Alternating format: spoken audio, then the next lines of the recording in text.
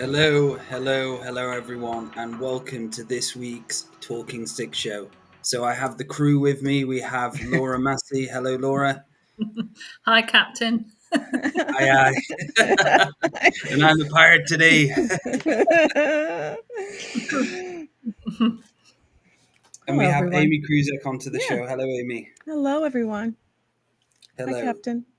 Hello. Aye, aye. Captain. So welcome to this week's show, and we're going to be doing a live calling show. So soon, Joel will be placing the link into the chat for you to come on and have a reading with all of us. So firstly, we're just going to go over a few things. Laura, do you want to let people know about what's happening with Combined? Yes. Hi, everybody. Good to be here again. Nice to see you again, Dale and Amy. Yes. So somebody's asking what's happened to the third musketeer. Maybe they mean Andrew. He could be on later. I think he's doing some sessions, but he might be around later on. Yeah, Combined is now back in York the 6th to the 14th of June.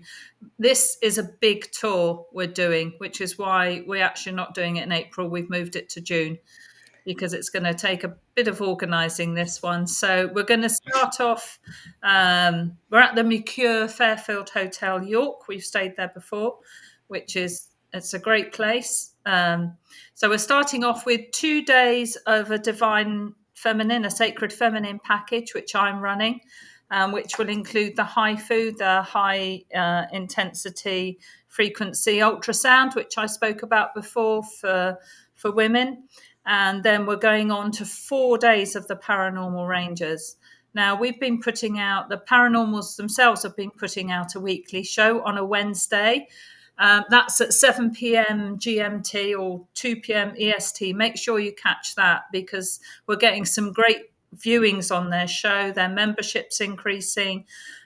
We really want to promote these guys because they're amazing. They're the indigenous knowledge that they carry and the wisdom they carry and that they want to share. So they're doing a 4-day package starting on the 8th. At the hotel, 2 days in the hotel. They'll be training in a seminar type situation, recounting stories as well, no doubt. I'm sure you'll be able to have dinner with them if you're on the package or breakfast and so on. You'll be able to get to meet them. 2 days training in the hotel, 2 days out in the field. There's about $700 worth of equipment they're giving away with their tour that you can practice using. So that's the night vision goggles and so on. So you'll be able to practice that in the field with them. We're linking up with Deathly Dark Tours.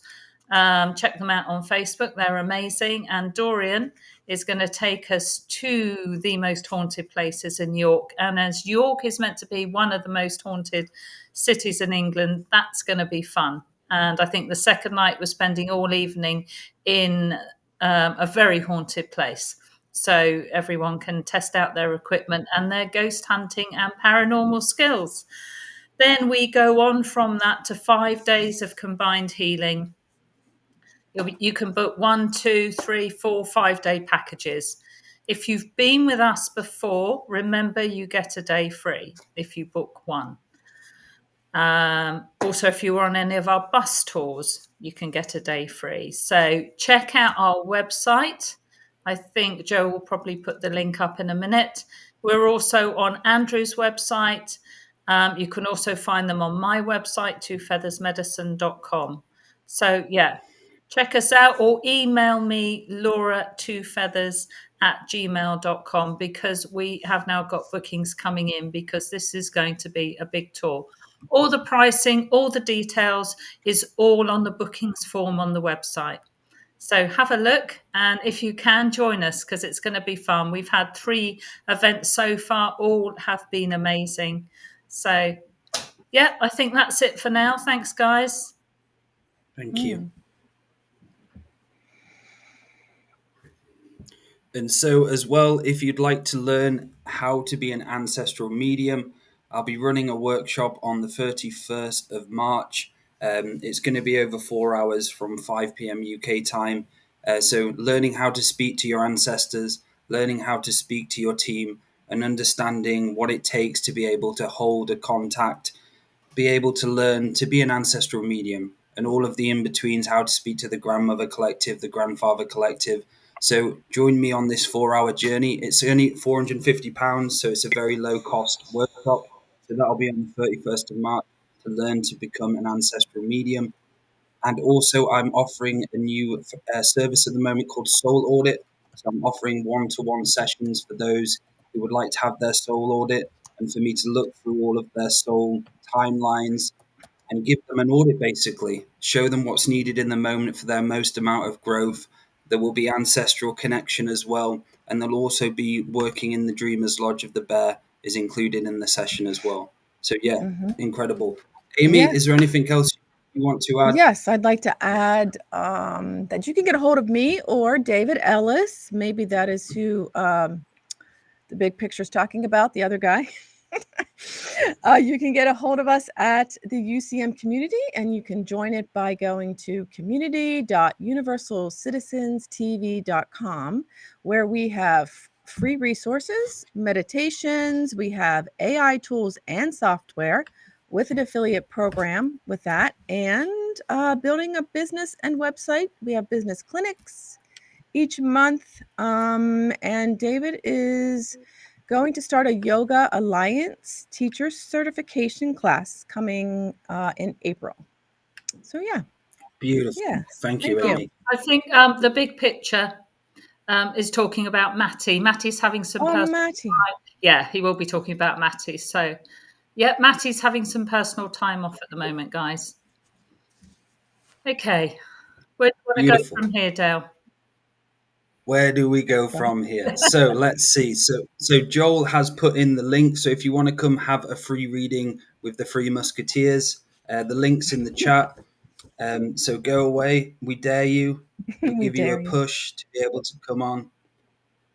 So yeah, the link's in the chat. And also, if you do come on, we recommend coming on through Google Chrome because it just works a lot better with Restream. If not, it's fine. You can still come on through other ways. If not, if nobody comes on, if nobody comes, do what we did with Andrew, which was role playing. So Andrew came on as a really a quite depressed caller, didn't he, Dale? Do you remember that one, Amy? Not sure. I do. I do. You know, that was the most difficult session I think I've ever had to do. Me and Dale between us, and even with the audience questions, we were really stuck. So I went away thinking, well, no wonder I'm doing a counselling course now with you and David. Yes. It's actually. So I've got an idea as well. Why don't we talk about, so just to let everyone know again, if you want to come on for a free reading, in the chat, Joel has put the link and he's just about to repost it. So you get a free reading with all of us.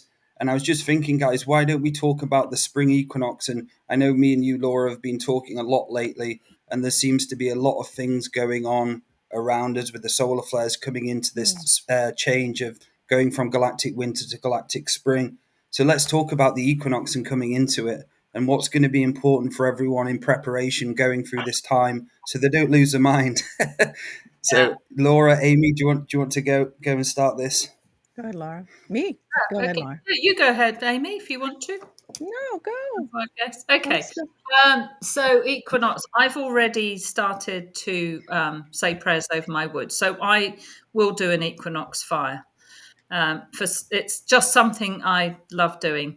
So it's a time of balance, isn't it? It's a time of new growth. It's been a long, hard winter here, rain-wise, in the UK. And it will be really good to see some sun and just to get out there and reconnect to nature. And yet, with all the solar flares, I've got a feeling it's not just me who's been shaken up. Shaking everything loose, as they say, the last few weeks. And I've really had to dig deep, and I've really had to make sure I'm grounded and doing the work and calling myself out upon a few aspects of myself that I'd like to bring to balance this equinox, because that's what it's about. It's about the bringing of everything to balance, isn't it, at equinox? Yeah. So yeah, I have started the usual routine, which is to prepare the prayer ground. So I'll go out to the prayer ground, say prayers, put stones round, Most of you know the sort of the basic boot camp stuff that we talk about in preparation for when I'm going to do that, and that's the same sort of process with any ceremony like that I go through. And probably most of you guys know that a really good way is if you record a few hours of revocations, maybe on an old mobile, on an old cell phone. I usually leave that out in the woodshed with the wood so that it's playing on a loop over and Oh. over again, because just through work, and same with a lot of people, I don't have the time to sit there for hours. I would like to, but I don't have that time. So I that's a nice old trick we've done before. Andrew's I Beautiful, love Laura. that idea. So beautiful. We have our first caller. Hello, Ryan. Welcome to the show. Oh, hi. I didn't think I'd get in so quickly. There we go. And you're here. How are you doing today? Oh, doing great. Wow. Hi, Ryan. Are you able to put on your video? I'm not quite made up, I'd say. Okay, no worries. No worries. No problem. Yeah. Hi, Ryan. What's Hello. going on with you? How are you? Wow. It's a bit of a surprise I got on so quickly, but now that I'm here, I feel like I should kind of get to something of importance. I was just thinking it'd be fun to talk about the spirit world and aspects of the spirit world, but You can. know, Why not? You can talk about that. yeah, but I know that can delve into what does Andrew say when you just think about interesting topics and kind of are missing the important things.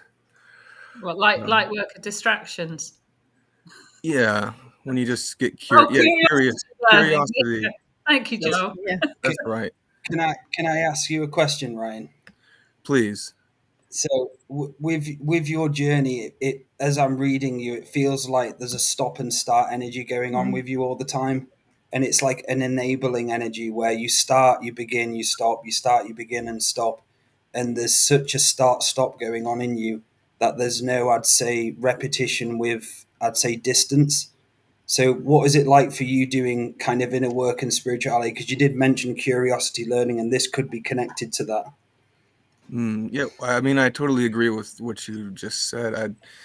I do think I do have certain self-sabotaging tendencies, and and for me, it's just been a whole lot of pushing myself forward and believing in myself, and just getting over hurdles of self-belief, and just my whole journey has really been discovering who I am, and through discovering who I am, I just you feel a confidence and a clarity, and so I do feel solid in knowing who I am, but it can be a lonely journey for me, and so it just can be a challenge pushing myself into consistent practices. And, So as I'm doing an audit on your soul, I'm seeing that it's basically like the give up, and there's an obsession within your energy at the moment, which is leading to you, I'd say, it's like a constant obsession going on. And what it comes down to, what you're missing, is the true essence of self-love and self-care, about you really putting yourself forward now, putting yourself first, and actually beginning this journey of self-love. Because at the moment, this self-love journey for you is not really, I can't really see much going on. What do you do for actually caring for yourself and caring for yourself? What are some of the things you do, Ryan? well, therapy for me is a lot of dancing, honestly. I feel like when I go dancing, everything just lifts off of me, and I feel so free when I'm in the music and just getting to dance, like so untethered and just unbound. That's really great therapy for me. I really need to get outside more. Being in a big city, has its challenges of being in nature. But I truly being outside is a great release. I'm also an artist and practicing every day on artwork that I make, which is an endeavor of mine to truly have it be a career path. That is also a therapy for me that, just brings out my, spiritual channeling, and even helps me see, the other sides of me through my, creativity. But it has been a journey with the self-love. Recently, I got intimate with somebody, and then I was disappointed with how quickly they just left, and I was, it was pretty disheartening. And the idea of self-love, I'm like, oh, definitely came back of needing to just provide that for myself. And so I wouldn't feel so much pain when other people just leave my life. Laura, Amy, is there anything you want to pick up and talk about? I can definitely hear the hesitation and the doubt, Ryan, that Dale's talking about, and the lack of oomph. Really, there's a touch of sadness too about your voice, and it's almost like you could do something like singing to reinvest in the depth of your voice, or the strength of your voice, or the resonance of it. But that could also be about some background sadness that I'm picking up on that's going on. Mm-hmm. So what happened? How you're not in a relationship now? No, it's been quite a while since I've been in a real committed relationship, and so getting close and intimate with people has just been quite challenging. And like I was just saying, recently I did get a little close with somebody, and it ended more abruptly than I would have wanted, and in in ways I would have not preferred. But to me, it was just like a lesson, because the feelings that came back were, familiar feelings before of being in past relationships, and them, kind of going the same way of me, not, seeing like, hey, like I'm not, what the other people are looking for. And so, it's just totally what comes to mind is like, I'm not going to find anybody in the stage that I'm at, and like, in the level that I'm at. So to me, it's always a matter of just like leveling up, and like in all sorts of manners. It's just like putting myself on another level that's, just, where I'm closer to where I want to be. And that's the only way I'm going to find somebody that's going to reciprocate myself. Because I've never, been with somebody who is like, just going to be with me for me. It's always been a matter of, what you can offer. And I'm just like, well, I definitely have to level up and be at a higher level to even meet people that are going to, really care and love me. Because I just feel like I'm just, attracting people that are just seeing me on the surface level. And then I'm just kind of a different person, and then people don't usually stick around. It sounds like you've got a sort of an expectation program running in you, that is how a relationship's going to be. That might be something just to look at, because that's obviously come up in you, I think, or been growing in you, or put in you from prior relationships. So what happens is we then tend to expect the next all relationships to be like that, rather than letting each relationship be a standalone relationship. So that might be something just to look at, how your past relationships have been, and whether you're running that I expect this relationship will turn out like the others sort of program. That might be something to look at. And also, there's a slight seriousness about the sound of your relationships, and I'm wondering whether initially, just to seek the joy and fun within a relationship rather than wanting to get too deep. Can you see where I'm coming from on this? To be a bit lighter about it. Let's see what Dale and Amy think. Yeah. I also saw the expectations too, Laura, that he has on the relationships.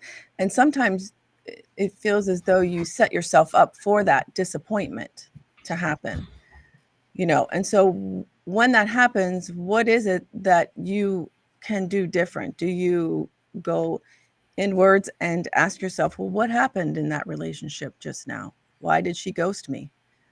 Asking yourself questions, I think, is important to get to that inner. Also, it feels as though there could be an imbalance in your spirituality versus your reality and your spirituality.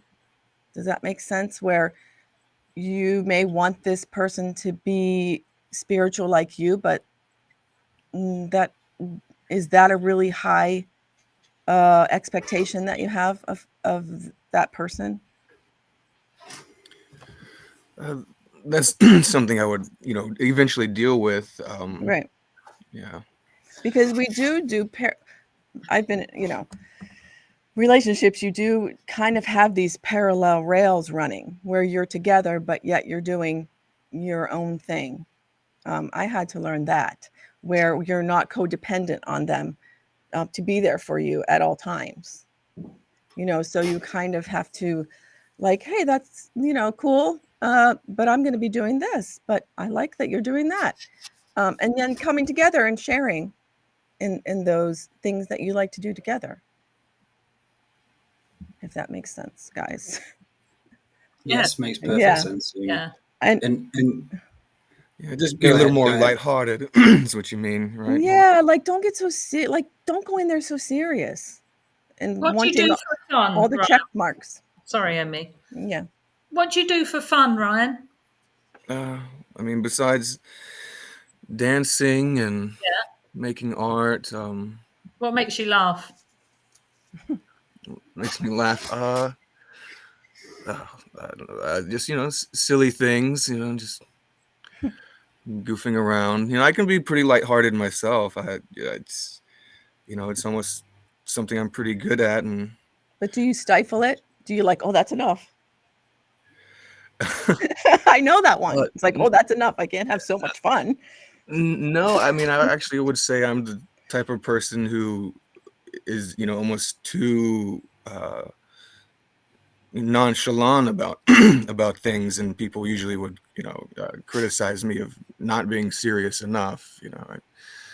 I can, just see the joy in almost anything, and but I think my seriousness comes from like the lack of trust and from other people, and not and seeing like other people can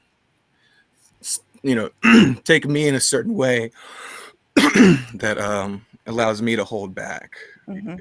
If that makes sense. So when I'm scanning you, Ryan, it's like I'd say you're going into a strail of depression, and I can hear it in your voice when you speak.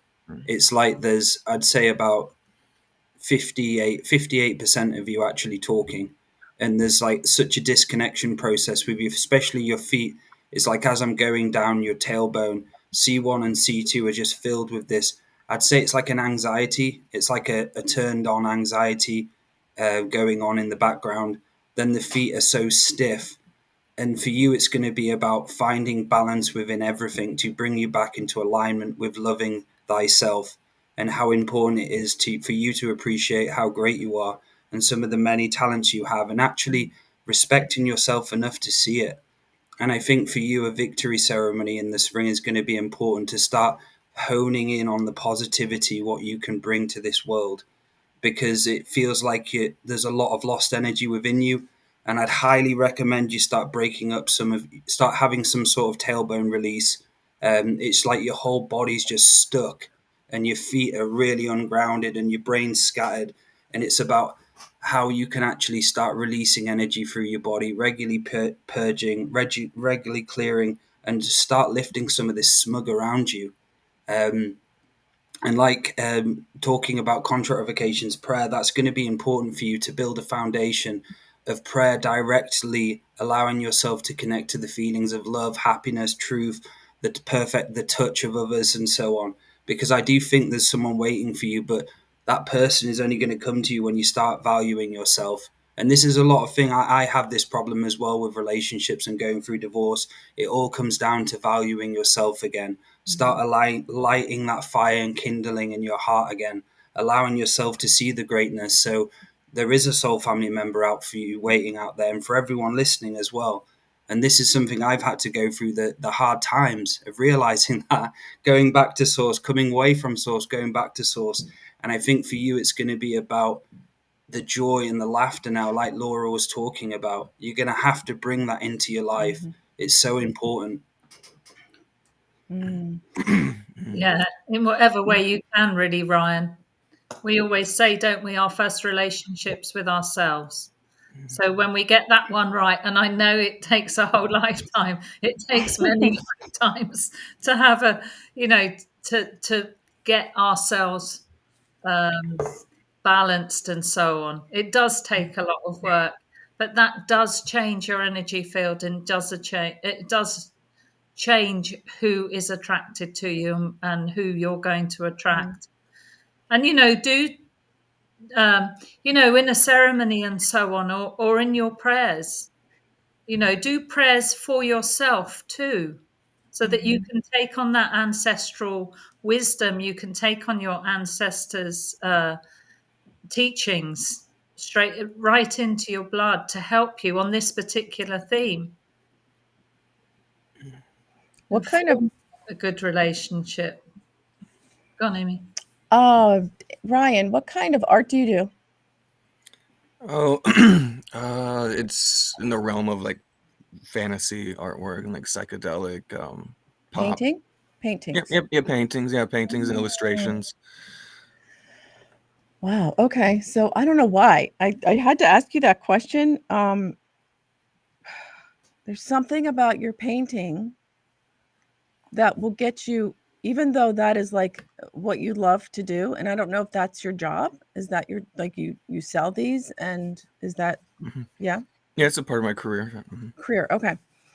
I don't know, guys, help me out here. There's something with his paintings that will help him, something looking different at them instead of what you've always done. Do they all feel like the same? I don't know where I'm going. I feel like there's something here. Yeah, to refresh. There's something with your paintings that keep you stuck. Something in them. And that's the so that was something I was reading as well, Amy, just then, was it's so many different personalities within him, and it's about him finding the source within himself and start allowing that to come more out and start expressing himself through source connection, because there's many different personalities always blending into one with you at the moment. And a lot of people have this, it's programs. One day one program will take over, the next day the next one will. But it's about, go ahead, sorry, Amy. No, I was just gonna say, I just see this. You said more psychedelic, out there kind of paintings. Maybe bring it. This is the grounding piece, probably, is to bring the paintings back to just paint what's outside your window. Paint what's out in the woods when you're taking a walk. Like, bring that back in your heart and bring that back to your canvas. If that makes sense. Just do something other than what you're doing, because that doesn't seem to be working at the moment. Not that you don't have to forget about it. It's just at the moment. Oh yeah, no, I've been told many times before about setting, the intention with my pieces before I make them, and saying what was going to happen with them, and what I want for them, and for them to do with other people. If I could just ask quickly about with self-love, I feel like I will usually come back to this problem of just feeling alone, and that makes me feel sad. And so this is going back to those personalities, and this is something, as I'm going into the dreamer's lodge of the bear, what the bear's talking to me about is about you actually taking ownership for who you are as an I am being, and stop allowing these personality disorders and traits to start, I'd say, eliminating the true soul spark of yourself. And this is going to take courage and commitment, and about you writing down, journaling, understanding when this lack personality comes in, the lonely personality comes in, identify it, give it a name, understand where it came from, and slowly start going through each and every personality and following it back to where this personality was formed is going to be a very big progression spurt for you. But you're going to have to start realizing when you're living in program or when you're living in spirit, because at the moment, I'd say 89% of your day is in program Agent Smith mode.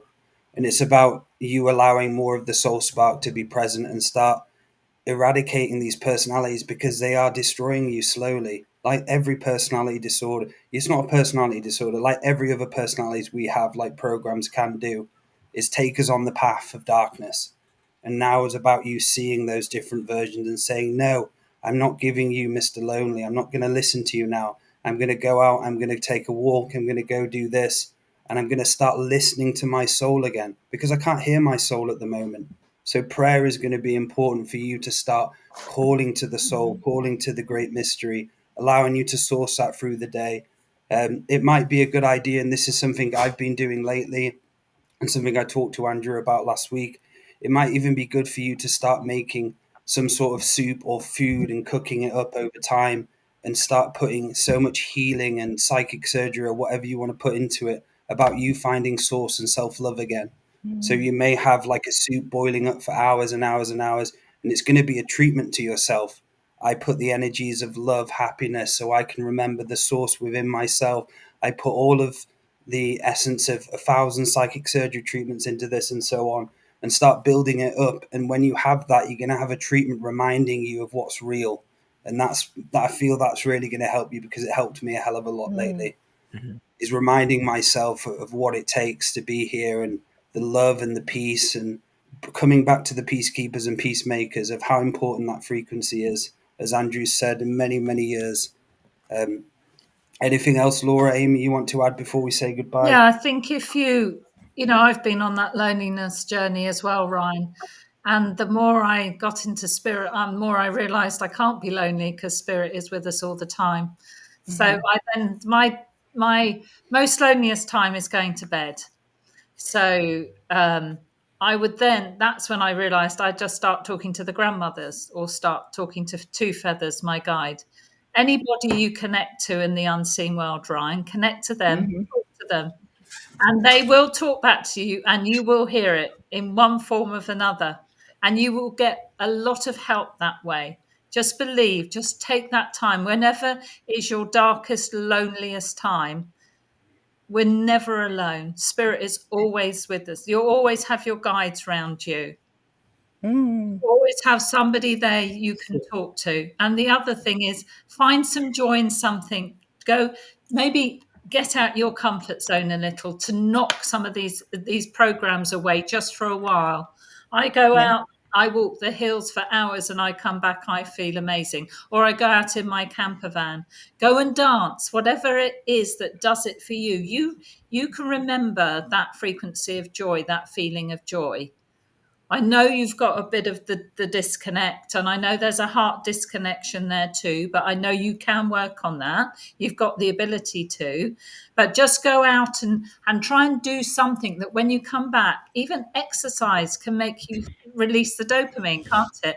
Can make you feel exhilarated. And then just try keep building on that, seeking joy, seeking something out of your comfort zone. It just needs something to dislodge some of these programs. And each time you do that, you dislodge another little bit of the program. It's not overnight, doesn't happen overnight, but just working towards that, and remembering, your spiritual practices too. Prayer, everyday prayer, will take you on that journey to joy, will take you out of depression. Beautiful. Wow. So Could, we're going to have to wrap this up, guys, because we've got quite a few callers on. So any quick last words, Amy, you wanted to get in there? Okay. Could I just say, I wrote this prayer right before the show, and I think this is for Ryan, if he wants to repeat. It's very short. And this, I'm telling you, Ryan, this is something that just came through. So if you want to repeat after me, and then it's a very short prayer, but I think this is all what we were talking about today. Okay, I can do that. Sure. I, in this ever-present moment of now with Creator, I, in this ever-present moment of now with Creator, with the ancestors of the land and of the north, with the ancestors of the land and the north, angels, guides, and guardians, angels, guides, and guardians, I hear your call to the chambers of my heart, I hear your call to the chambers of my heart, to where the real love, the big love, resides, to where the big love, the real love, resides, where I have access at any moment in time, past, present, future, or in the dreamscapes of time. where I have any access in time, in the now, Where- present moment, and the... I forgot that. Yeah, where I have access to any moment in time, Or I have access to any moment in time, past, present, future, past, present, future, and in the dreamscapes of time. and in the dreamscapes of time.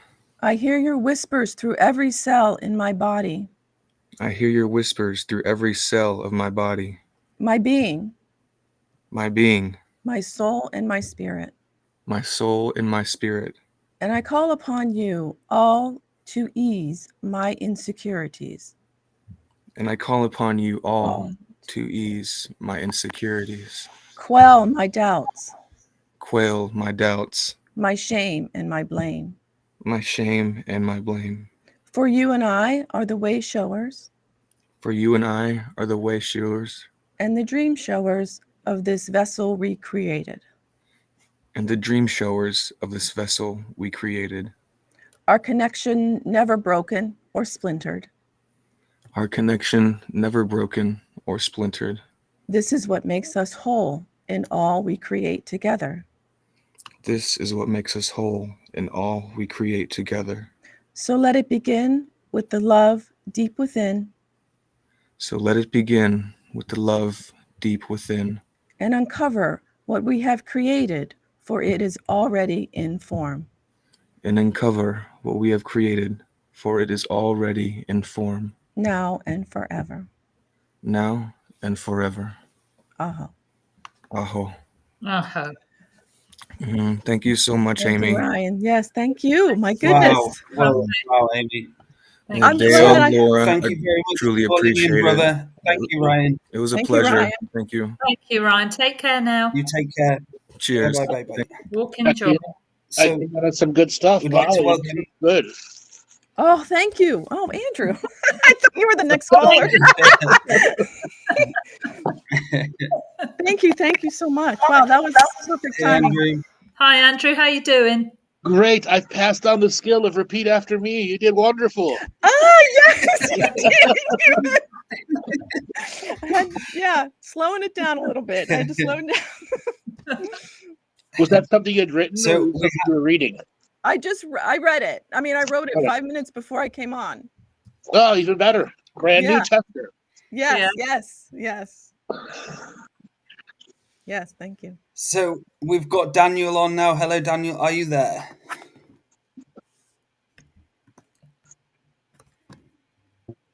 Hello. Hi. Hey, Daniel. How Hey, you how's it doing? going? Cool. I wasn't expecting to get put on so quick. What's the format? What do I do? What do I say? How do I let you guys know where I am? So this is a reading show. So tell us a little bit about yourself, Daniel. Actually, where are you calling in from? I'm calling in from the wonderful Mount Shasta. Ah, how long you been there? I've been here since just before COVID happened, so the end of 2019. I got the psychic hit that something was coming, so I was like, "Bye, city." Where did you come? Where did you go from? Kind of the greater Seattle area. What kept you in Shasta?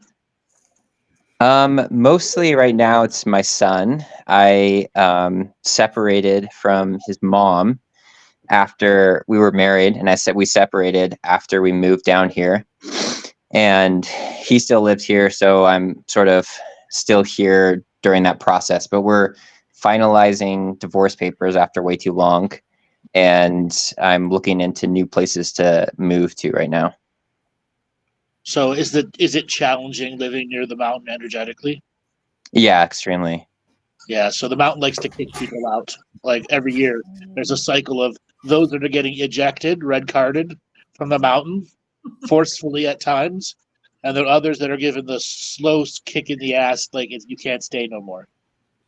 Yeah, and I've actually honestly I've had that feeling for like 3 years or 4 years that I should leave, and I didn't have money, and I was kind of stuck in this whole relationship thing, and so I kept just mind fucking myself into like not doing anything. And now I've manifested a new job, and the divorce process is happening, so there's movement in the direction. What's the job? It's actually the same job I had before COVID. I'm doing business consulting. So you go around to local businesses and consult for them, or do they come to you? No, I work for a firm up in the Seattle area, and it's for a technology company. So I'm doing stuff for like Microsoft right now, and I'm doing like answering emails and copying files to different locations and following different procedures. And So it's a remote job. yeah, it's a remote job. And you can remote this job anywhere in the world? No, there's some limitations. I have to get it approved by a manager if I move. And it's supposed to be near different hubs of the company. All right, so as long as there's a similar hub, you can go. Yeah. So right now I'm looking up back at the Seattle area because my kid's mom wants to move back to Canada. And so I'm considering trying to move close to like the Vancouver area so I could still see him, at least every once in a while. I'm trying to figure out like how to balance the co-parenting thing over a border while still having, what I need to do career-wise and life-wise. Yeah. So what does spirituality mean to you? A lot of things, I guess. I think to me, spirituality has been an exploration and a journey of discovering myself and then clarifying within myself and refining myself so that I can express the fullness of who I am or express the fullness of my creativity in every moment. I guess that's kind of how passionate.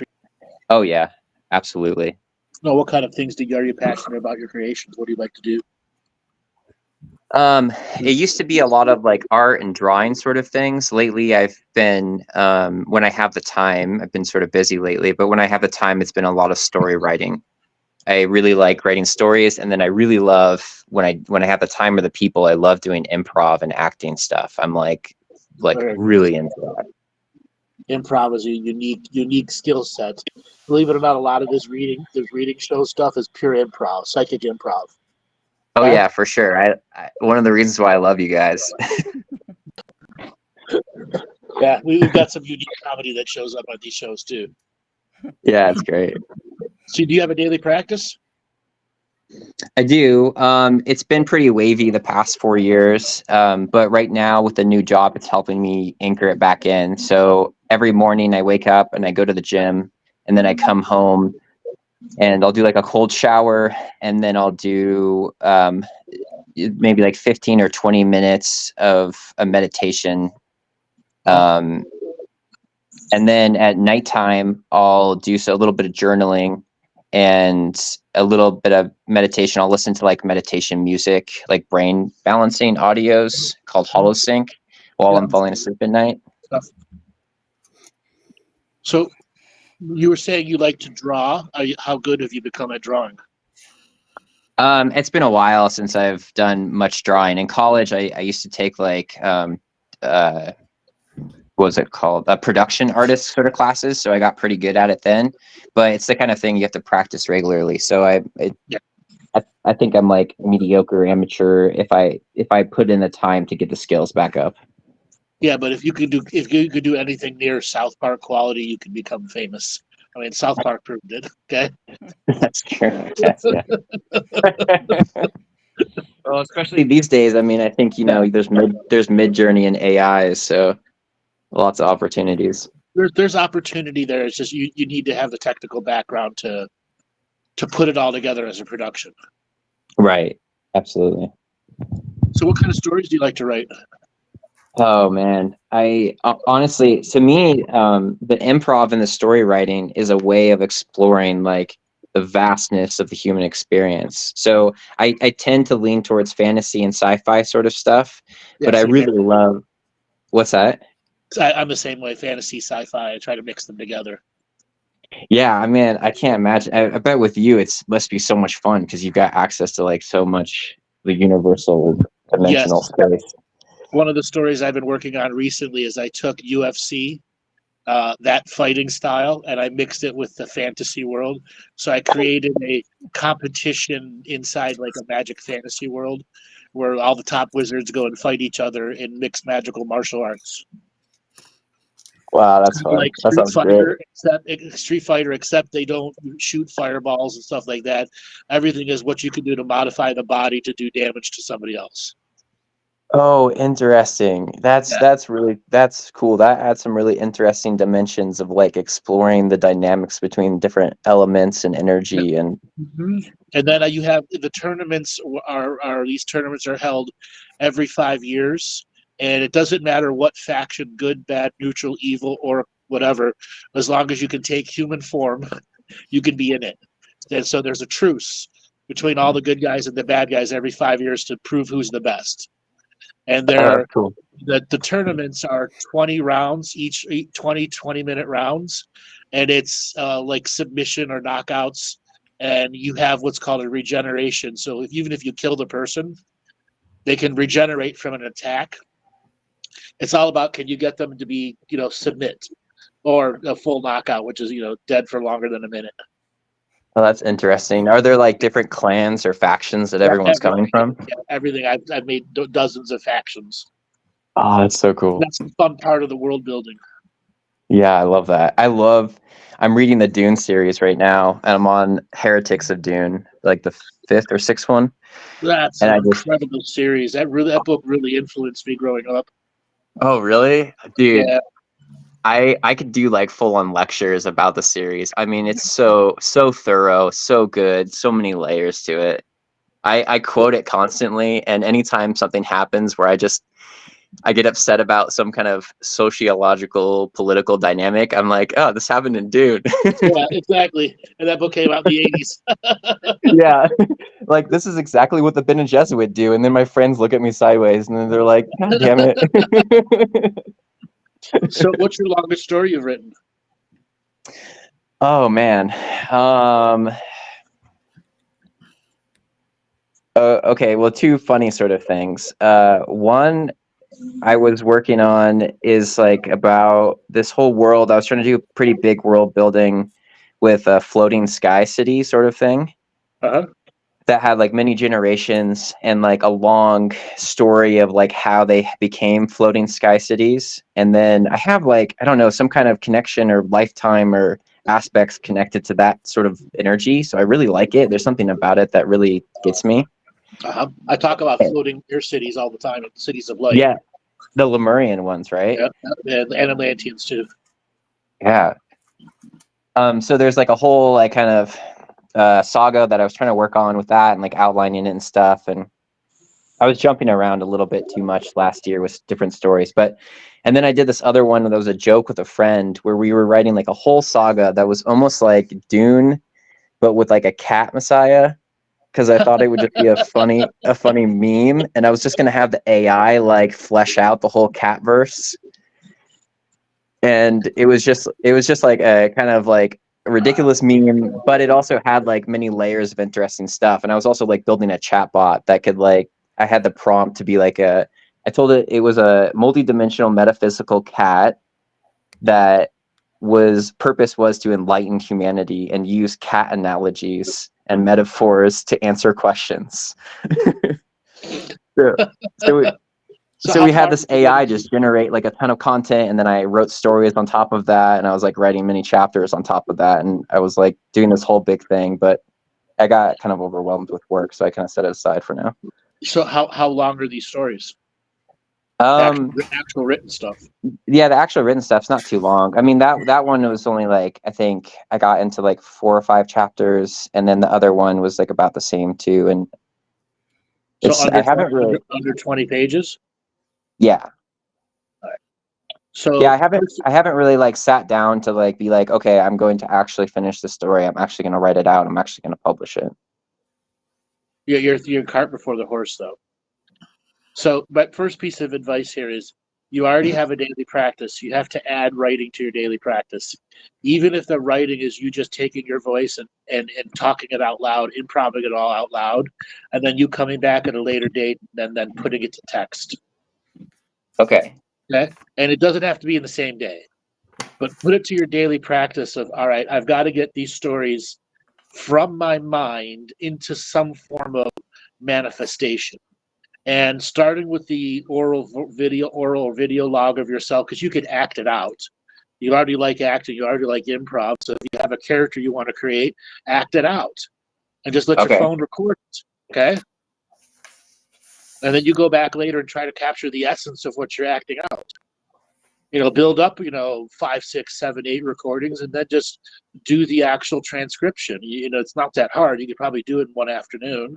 You get a bunch of them. Yeah, for sure. And there's like little tools that can help with the transcription and stuff. So Sure. Unless you're using acting voices, and it might be oh right, yeah. still listen to it and read it as it's playing and edit it as it goes, and then that limits your time more effective. Yeah, that's a good point. Yeah, they don't got to have the AI do everything.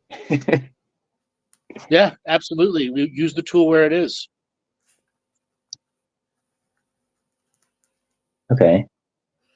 So, how old's your son? He's 5, turning 6 at the end of March.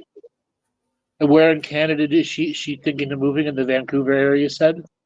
Yeah, it's kind of in a negotiation right now. So I'm trying to get her to go into the Vancouver area because it's like it's just the most accessible city. In the future, if I find some way to move there, it creates a lot of opportunities for tech kind of work. And they also have great acting classes up there. Where is she originally from in Canada? Calgary. There are no Microsoft offices in Calgary. I'm not fucking going to Calgary, dude. It's in the, I mean, it's like snowy tundra in the middle of nowhere. And I have that area just doesn't appeal to me at all. So your son's not worth it? No, he's totally worth it, but she doesn't even want she doesn't want to live in Calgary. So I think the Vancouver area is better because it's also closer to Seattle where his grandparents on my side are.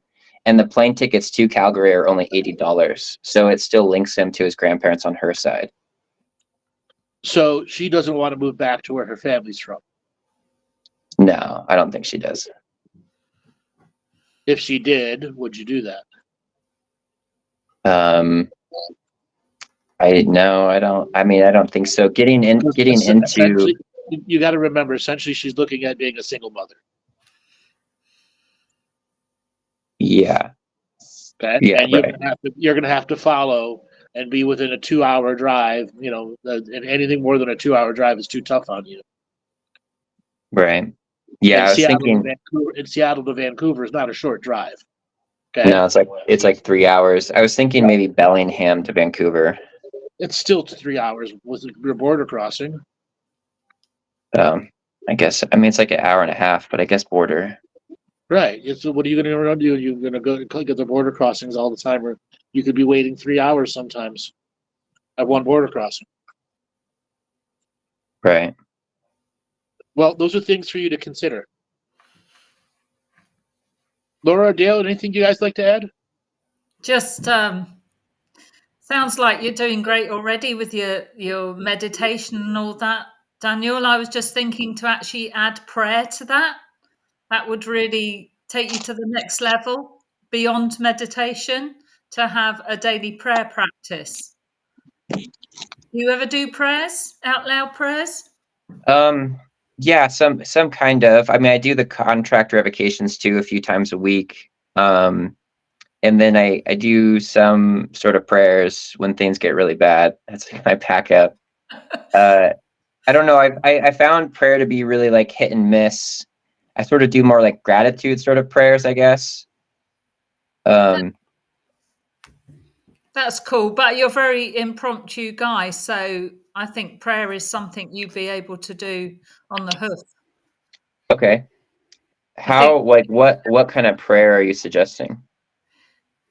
whatever makes you feel inspired. I mean, there's gratitude prayers, then you can connect with every single element. You could do a prayer just to the wind, to the four winds. You could do a prayer to Grandfather Sun, for fire, a prayer to Mother Earth. Yeah, a prayer to the waters, a prayer to rivers. So you could use the natural things. You could do a prayer to your ancestors and reconnect to their wisdom to help you on your next stage of your journey. Okay, yeah, that's good. Yeah, a prayer to talk to your ancestors about traveling, about moving, about you can turn a prayer into almost a two-way conversation with them, because that's really what it is. We just get the answers back in different ways. We might hear it many days later, but the fact that you stepped up and made that connection to them will so enhance your journey, and especially bringing in the ancestors, even though all the elements are our ancestors too, but you can start doing different types of prayer. And the other thing is you could do the revocations in different voices again, because that seems to be your sort of style from what you were saying to Andrew. So you could it makes them more fun, and it brings up different aspects of revocations that we've not seen before or felt before. It highlights, when we do it in voices. Yeah, sorry, I got excited. I listened to your guys' talk on aspect integration, and I started doing. I need to learn more accents or like try different ones, but there was one that was like Irish or something that kept coming up, so I kept doing that one with revocations. That was fun. Yeah, it is fun. That's how I developed Posh Laura from that. Right. And Yeah, gotta love that. through that aspect, through that light body, that shard, whatever you want to call it, through that aspect of me, I learned so much and saw another side of myself. And that will be brilliant for you, because you sound like you're a natural at that anyway. So, Daniel, one piece of advice I want to give you is I highly recommend you start getting out in the sun and doing some sun gazing. It's going to be very important for you that you start bringing light within your body, because there's a lot of, I'd say, there's not enough light coming into you at the moment. So I highly recommend, as Andrew's talked about and teaches, is the sun gazing, where you're looking through the third eye in the sun and you allow the light to start fully going through the body. It's like your body's needing some increase of light at the moment and just this clarity feeling. So anything where you can start doing psychic surgery, where you're bringing different aspects of light into those shadowy areas, are going to be very important for you, brother. Especially from what you've gone through and all of the stuff you've dealt with the separation and change and everything. It's about you now starting to clear that out by taking your time, going within and starting realizing where some of this darkness is or some of this shadow is. Start getting that out and start replacing it with light. It's like you want to be seeing yourself as a death and the rebirth at the moment for yourself, because Right. there's a lot of changes for you.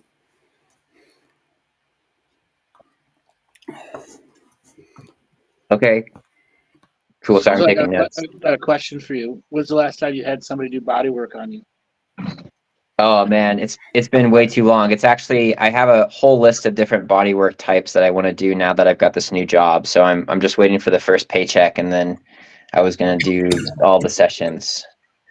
Uh-huh. It's probably been like 6 or 7 years since I got bodywork. Where in Shasta are you? Just downtown. There are so many body workers there, it's ridiculous. You just got to find the right ones.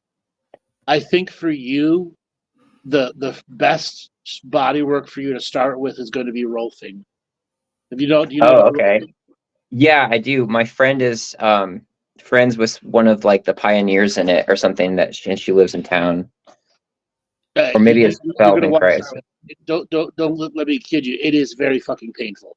Okay. Okay. And you need purging. You've taken on, from before the divorce, far too much of your ex's energy. Yeah. After the divorce, you kept taking it on, and you had to step up to be a father, and then you had to share your son's energy with yourself, and your energy has been watered down. Yeah, I Okay? agree. So this is not a negative purge. It's not the negativity. It's their energy simply needs to go back to them. And what's going to end up happening is they're going to find spots in your calves that is so painful you're going to scream as if somebody's torturing you. Okay, the same thing in your feet, and then in your lower back, and then when they start getting under your shoulder blades, it's going to be like the densest of energies coming out. And as they rework the back of your neck and reshape part of your lower spine, it's got a little bit of a curve in it from stress. Yeah, it definitely has a lot of that. Yeah, generally Rolfers want to do 10 sessions, 1 a week. Just do it. Okay. Just do it. And are there any float companies in the Shasta area? There was, but then it closed. Man, I want float so bad. I love that kind of thing. Yeah. If not, you're gonna find some other water energy that you're gonna need to regenerate yourself.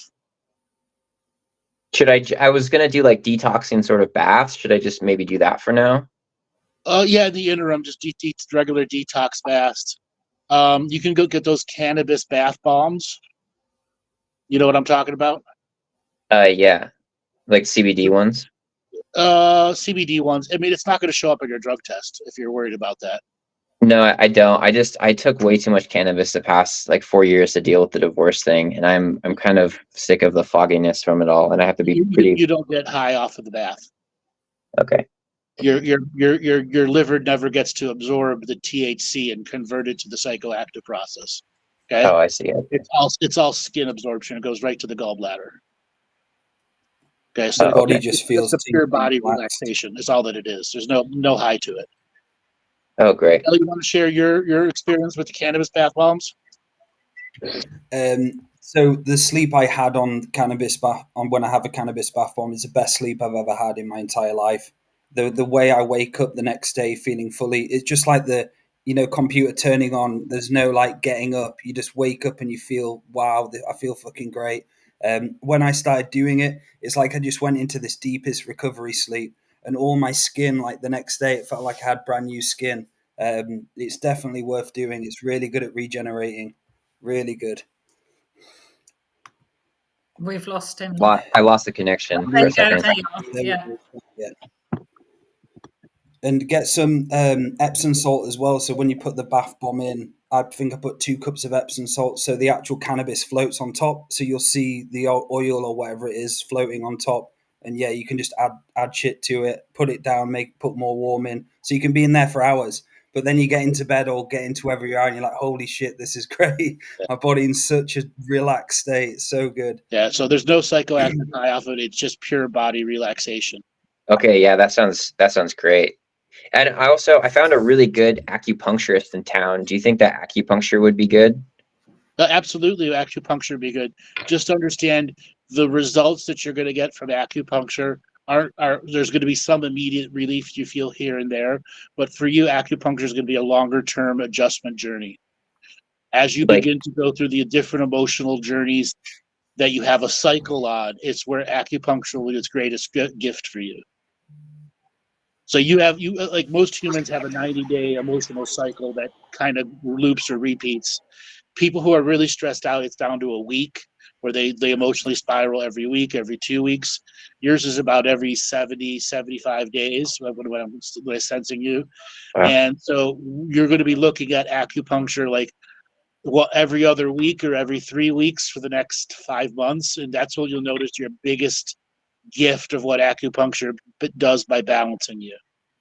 So about like kind of re-entraining the system and balancing out the elements and emotions on like a regular basis to reset like the whole rhythm. Yes, like a 3,000 mile oil change. Mm-hmm. Equivalently, you need the reset. In the beginning, it may be worthwhile for you to do 1 a week for 5 weeks and then slow it down. What it'll do is it'll give you a deeper retuning where that 75 days might switch to like 120 days cycle. Okay. What's your diet like? It's okay. I need to get it better. Another thing that's on my list. I do like protein smoothies in the morning with like bananas and blueberries and apples, and then like protein powder. And I take like a multivitamin, liquid multivitamin enzyme thing from a company called Pure Trim. Yep, good stuff. Yeah, and I really like those. And then I just finished a colon cleanse, and I plan on doing a bunch of other cleanse. I was going to do like a liver cleanse or like a heavy metal cleanse, and I think like I need a parasite cleanse. So skip out the other cleanse and just do the parasite cleanse. Okay. So what came out of your last cleanse you just did? You mean like what came out of my body? Yeah. Just I mean I didn't like investigate it. It's just I mean, was it larger volumes? Did it stink like a motherfucker? it was just like, 3 or 4 movements a day, and it was all pretty liquidy. This particular type of thing, I was using a thing called Oxy. It's like OxyClean? I know. It was like Oxy. It's kind of like OxyClean. It's called Oxy Powder from a company called Global Healing. Yeah, so all that is puts more magnesium in your gut and takes water from the rest of the body and forces it to go into the intestinal tract. And the osium or oxygen they're saying that's trying to cleanse is actually just marketing. It's just what? It's just extra magnesium in your gut. I see. And then I was also taking this thing called La Flora, and it's like a digestive health that I was supposed to be taking every day with the cleanse. Yeah, so that's the thing to restart your intestinal. So you probably just want to start. You don't need to do any more colon cleansing. You just need to do the parasite cleanse, and that's just a due diligence because you just finished a cleanse, and because it was mostly liquid, what it's saying it's resetting your probiotics right now. Uh-huh. I mean, there wasn't terrible amount of petrified stuff to come out. But the fact that you did 3 to 4 bowel movements a day was meaning you had a lot of backed up stuff somewhere, and a lot of it was mucus. Yeah. Okay. Okay. So parasite cleanse, and then probably just get digestive enzymes. Do you know what those are? Yeah. You just take those with each meal. That'd be a better thing for you to do long term. Even if you just took the digestive enzymes with 1 meal a day instead of every meal.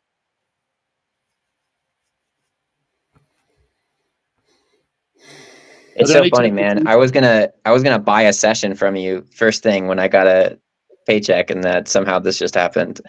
Yep. That's why we do these shows. What's that? That's why we do these shows. Yeah, it's cool. You're still on my list. I still want to do a full on deep dive. I look forward to it. Well, thanks a lot for calling in. We got to get to the next caller. Yeah, thanks, guys. I love your work, and you're doing an awesome job. Keep it up. Thank you. Thank you. Thank you. Good client. Good person to call in. Yeah. We have Matthew. Hello, Matthew. Hi, guys. Can you hear me? Hi, where are you calling from? I'm from, I just moved to Vancouver, Washington State. Irony. So, Another Vancouver. So what's going on with you? nothing. I'm kind of in the process of getting a bunch of stuff off the ground, and it's dealing with the stresses and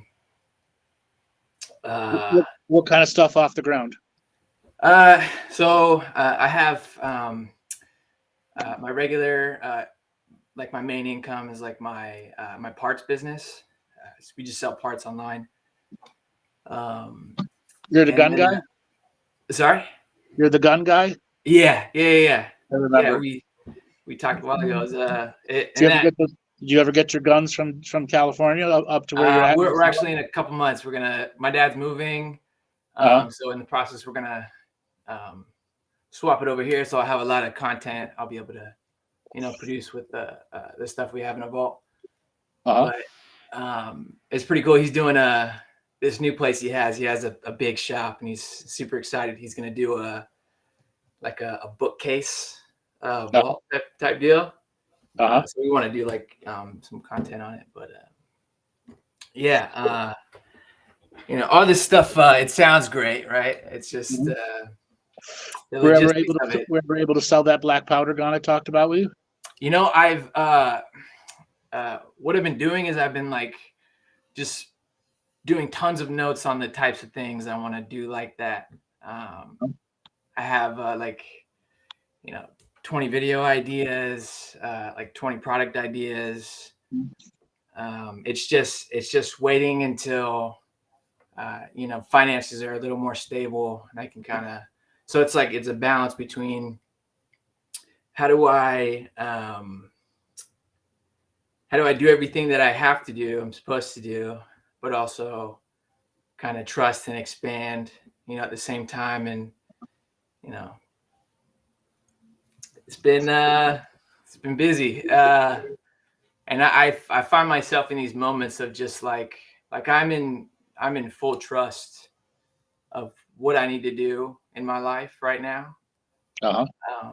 But there's and I'm getting better, but there's moments that kind of old programming, pops back up, and I'm much better at stopping it now. But like last night, I didn't sleep much just because I was working too late. I knew I was working too late. I should have calmed down. My equipment wasn't working, and I just I had a little spat of anger at myself. So I'm. That way, that happens to everyone. Yeah, me a lot. But so are you financially sound now, or are things challenging? Everything's it's stabilizing. I'm not at a point where, because we talked last time we talked, I talked about that surgery I had on my foot. Yep. That kind of put me in a hole, and it's I have enough money to pay all my bills, do all my minimum payments, and then any money I've had other than that, I've been like stowing away to get these other projects off the ground, because I don't want to wait. So I'd rather save my money and have that available for when I need to dip into more like creative processes, because I'm paying my credit cards off, but yeah. So are you making your excess money by selling parts or complete pieces? Selling parts. What I want to do is I want to do like a YouTube channel where we're doing kind of like restoration stuff, but I also kind of want to teach people how to do what I'm doing on maybe like a paywall thing. Okay, so like who would be your target person that would pay for something like that? Let's not worry about price. So like think of the first thumbnail as being the easiest way to get into the gun industry when your state hates guns, or something like that. Because with antiques, it's hold on 1 second. you kind of skirt. Sorry? I think he's just got to answer a phone call. Don't worry. Oh, sure. Yeah. Keep going. Go ahead. Keep going. Yeah. So, I have all these ideas. Progress is being made. And then, something will just set me off and I'll waste the whole day. And then, but something that's been really helping me is getting back to the gym. I think there was a time in my life where, it was kind of hard to be active. And I think, but, since a child, that was kind of like my main outlet is, doing sports and, big fan of combat sports. So I'd like to read that new, the news story that Andrew has out. That sounds like a fun one, but so let's ask you. So what do you do for, like, as I'm reading your energy, it's like it's overactive. Yeah.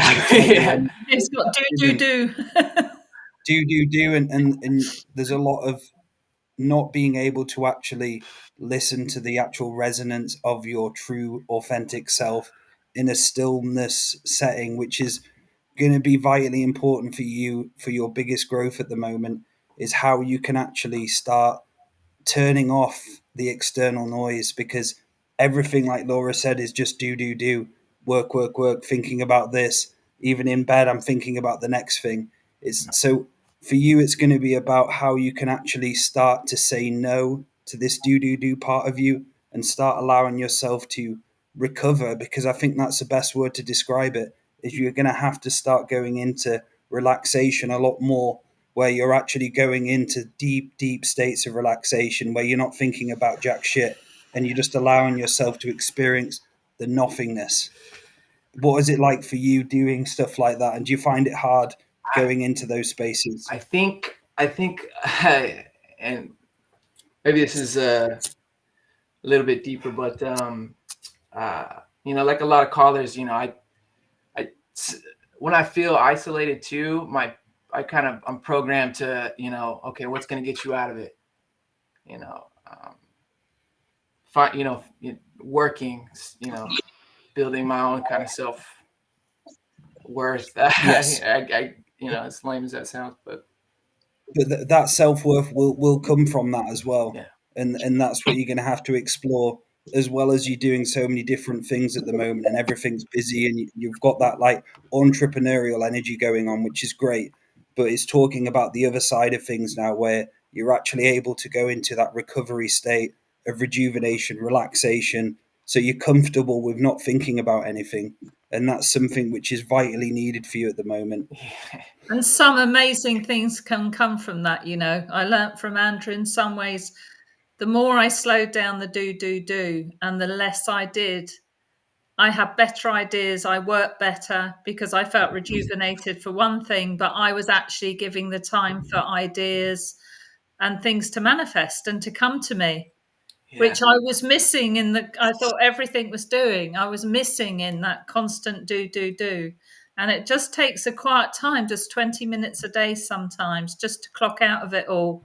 And then all these things come, and things start to happen then. You can do as much in that 20 minutes as you can sometimes in 2 hours, just because you're slowing down the mind and going more to your heart. Yeah, I mean, and that I feel it too, and it's just that programming. I'm working on it, and it's better, and I feel like just even the last month I've been, doing my little quiet prayers, and it's kind of brings me back, but also it might be a good idea. It might be a good idea for you to sit this part of you on the couch and have a word with it. And when you see it coming out and start going off, and this is something I do and something Andrew's taught me throughout the years, is you're going to have to start going at that part and speaking to it like in counseling form, where you're actually saying, no, it's my time to relax now. I'm not going to listen to you. I'm going to allow myself to go into this. You've got to stop doing what you're doing. You're destroying me. You're hurting me. We've got to start talking to each other. and that's going to be important for you. Sit it down on the chair, the naughty seat, and start speaking to it. Yeah, I need to, it's, a lot of it is like, and I got to learn to forgive my own, all the dumb shit I've done in my life, and that's, because I'm trying to make up for it. I feel like sometimes, you know what I mean? And it's, yeah, but you can't make up for the past. You can only make new future. I know. So let me get back to what I was going to talk about. So who is your client? Who would be somebody that would pay for this? North America, the United States, my stream. So it would be, people, looking to become entrepreneurs, in a certain in the gun parts field. Precisely, yeah. Yeah, but that's a very small market. It is. Yes, there's a lot of gun people, but I would come with services also. Yeah, but you're still going to have to go to every gun show across the country to make that effective. I really don't. I got some hacks, but see, the thing is maintaining clients. Right. You don't want 4 clients a year. You want 40 clients a year. And how do you go from 40 clients one year to 40 clients the next year to 40 clients the next year 10 years in a row. Mhm. Okay, so Yeah. your business plan is going to have to include traveling to the variety of the various gun shows, setting up a booth, talking about what it is that you do, and putting your face in front of people. Yeah. Okay, Yeah. there's That's where you're going to something I'm get to thinking the about. what are the people who want to do that. Otherwise, you're going to be limited to your videos reach on people who want to read about guns or watch about guns but never do anything. Right. Like here's an example. No matter what, this is for everybody in the spirituality industry. 90% of the people who buy a product never open it. Can you imagine that? Doesn't matter if you're Tony Robbins or Andrew Bartzis, the vast majority of the people never open the product. Okay? Yeah. So you're going to be run into people who want to do this, and you'll run into some hardcore people who want to get into the gun industry or want to make some money, but they're ultimately going to be gun show people. Okay. Yeah. That's your niche crowd. You have to expand your niche crowd. Example, if we generally have a spiritual audience here who are not necessarily pro-gun, what kind of gun would you recommend to a person that's spiritual for the spiritual purpose of having guns? This is something I've Even thought though the about. vast majority of them don't want guns. Right. So if you have a hunter, are you going to have them engrave a hawk or this? And what spiritual things could you put into it? Mm-hmm. Yeah, I think that's something that could be improved too, is the culture of guns, because it's it's a lot of fear-based. A lot of proper fear-based. Right. Sport shooting, target shooting. It's like Boy Scouts. It's like why were 22 target rifles like such an integral part of that whole culture? It's because it teaches you responsibility. It's teaches you things aren't always And then there's the competition shooting that can use Wim Hof breathing. Yeah. Okay. Yeah, all sorts of things that the two can be married together. Yeah. And these are some of the little side projects you got to figure out. How do I expand my niche market? So maybe instead of me going to just a gun show, I can go to a trade show that offers other types of trades. Yeah. Oh, wow. Yeah. Okay. Okay. Yeah. Because what you're talking about is having an online service, no matter what the price is. Your marketing plan, short of TV, radio, or television ads, how is it going to reach the average person who wants to learn about guns and parts and that has the money to take your class? Right. Your particular reach, because YouTube throttles all brand new channels. And within a little throttle, like your chances of getting at 10,000 subscribers are far more challenging than it's ever been before. I know. I see guys like, you have like the restoration videos where they just take like a rusty piece of scrap and they have 22 million. And then they have a guy that's, doing more technical things, and his video has been up for about something very specific. And it's like, he's got 600 views in 12 years, It's like, but that person's not doing anything to advertise. And those people with 22 million views, the vast majority of them have paid for that. Whether it's through Google advertisement, directed advertising, or the video actually went viral. And they had a channel, they knew how to manipulate once the viral hit, they had a consulting company that helped them stick with it. Right. Because there are many channels out there that have 1 million subscribers, but when you go and look at their average video views, it's 1,000 views. How do you have 1 million subscribers and 1,000 views in 6 months of videos? Bots and marketing. No, that's because the way YouTube habit is. People subscribe to a channel but never look at it. Right. Okay. Yeah. Thus, you have to battle throttling. So your marketing is going to include traveling to various shows and trade shows to get your name out. Okay. Yeah. Mm-hmm. Yeah. Definitely. And then expanding your niche market. Yeah. It'd be nice to get out too. So. Yeah. More. So. That's actually a good idea. Maybe I should check out some trade shows. I mean, go visit one and just see what go visit one. Exactly. See what the scene is like, Yeah. Find out what the cost of a booth is, and then think, all right, well, what is it going to look like for me? Mm-hmm. Yeah. Do some research. Yeah, I need to. Right on. Yeah, it's for sure. Because it's like, you have all these ideas and it's like, which one do you start first? What's the most, risk reward, because it's, time, that's the hardest thing to get. And that's the most valuable thing for me. It's like, where does time go? Right. Where does the time go? I hate time. Yeah. But So do you have any gunsmithing actual background? I'm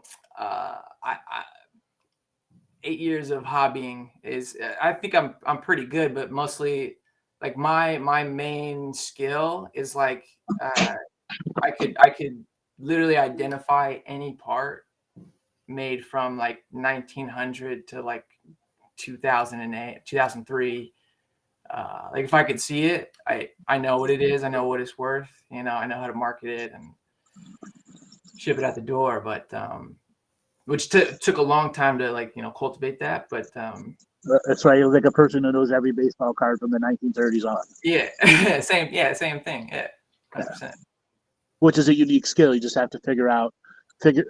See, that's something that if you were at a gun show and somebody brought up to you, your knowledge alone would blow people's minds. Okay? I think so, yeah. And that would make lifelong friends because you just identified a part in their M1 Grand they never knew about. Yeah. Okay? Yeah. Or some rare Italian pistol from the 50s. Mm-hmm. Okay? And you just told them how to fix it. Okay? Yeah. That type of knowledge needs to be shown to people. It's not, you just can't hide it in your house anymore. Yeah, that's what it's all about. I gotta, can't sit on it anymore. No, you can't. Can't sit on it anymore. Yeah, and I feel it too. Like, cause that's like, you can feel the pressure in your soul. Like when you're not. That's probably why part of the reason why I work so hard is because I feel like a deep, like it's like something with like gasoline in a can and the lid's about to pop. It's like. Sure, but you're not getting the feedback that your talent has, and that's why you feel like that. Huh. Like if this were the NFL draft, you'd be like second, third, and fourth in the picks with that type of skill. But you don't see it, you don't get the feedback for it, nor do you see the passion that others, oh my God, you could figure this shit out. You got to start getting that feedback. Yeah.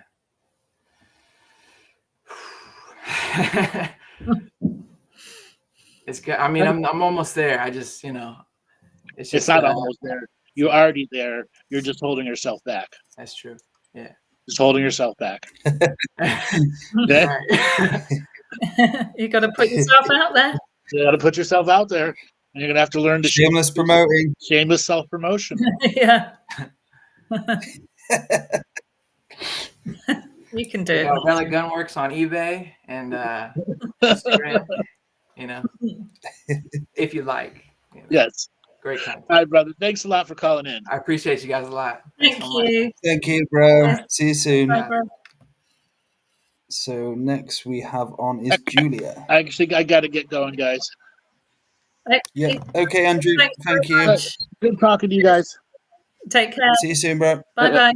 Hey, Julia. Hello, can you hear me? Hello. Hi. How are you? Hi. Where are you calling from? Calling from Sweden. Okay. Yeah. So, I'm 47 hours into my first fast. So, like, my body is a bit stressed. I can feel things are shifting and I'm like detoxing and all of these things. Mm-hmm. And This is the first fast you've done? Did you say it's the first fast you've done? it's the first like longer fast, yeah. Okay. So you do short fasts, do you? Yeah, like 16 hours fasts. Okay. Yeah. How often do you do those? For the last week, it's been like the whole week, but otherwise it's been floating. Yeah. Okay. Yeah. So, what type of stuff do you do for your spiritual practice and journey? Sorry? What type of things do you do for your spiritual practice? Well, I pray. I go out and be in nature a lot. I just took a gardening course for like a year. I wanted to get more in rhythm with nature and the cycles. And I've been doing the revocations, not every day or so, but back and forth for a couple of years. And I dance. I play. I don't know the name of this in English, but I play some music and sing. I paint. Yeah. I recently also been doing like trying to connect with my ancestors more. Yeah. So I think. And what's your diet regularly like? Like, My diet has been, it's like a AIP, like anti, how do you say in English, anti-inflammatory paleo, if you know what that is. Yeah. And but then it's been like shifting. Like I had this sugar thing going on back and forth in my life. But yeah, I love like grass-fed meat and vegetables, and yeah, I try to stay away from dairy, from wheat, from yeah. I think it's like that. so when you say you like meat, how much meat are you actually eating each day? I try to eat at least one meal a day. So like I don't know exactly how much, but like chicken fillet or yeah. So when you straight away, as I'm reading you, you're not eating enough food. Yeah. But right now I'm And fasting. yes, that's fine. But I'm talking about before. Okay. Not the fasting journey, yeah, which you're doing, but before, within your journey in the last few months, you've not actually been eating enough meat to sustain you, where you actually have your full energy about you. The one meal a day is going to be something where you're going to have to potentially bring 3 meals a day into yourself. In those 3 meals, you're going to have to start adding high fat and high protein. Yeah, Because I'm eating a lot of fat actually, and the yes, last months I've been eating much more meat also. yes. Have you always eaten meat? You've always eaten meat, yeah? No, I was a vegetarian for many years, and before that, even vegan for a couple of months. Yeah. How tall are you, Julia? 170 centimeters. Yeah. I have to convert that. And how much do you weigh? 55 kilos. Convert that as well. Okay, I'll have a Yeah. look. You just, I mean, my first intuition is I wouldn't be fasting at the moment. I just feel that this is affecting you spiritually, this fasting. I think Dale thinks the same too, because I'm feeling there's not enough of your life force is able to come in, because it's almost like there's not enough for it to hang on to. And I'm not expressing this very well, but it's like you need to get more presence in you spiritually. And I think some of the reason it's not there is because of this fasting. And I'd really, it's fine, you're not having dairy and so on, but I still feel, the one meal a day isn't enough. With the meat, I eat like, I felt like I've been eating too much, like all the time almost for I don't know, for a couple of months and back and forth during the years. But with meat I only eat once a day.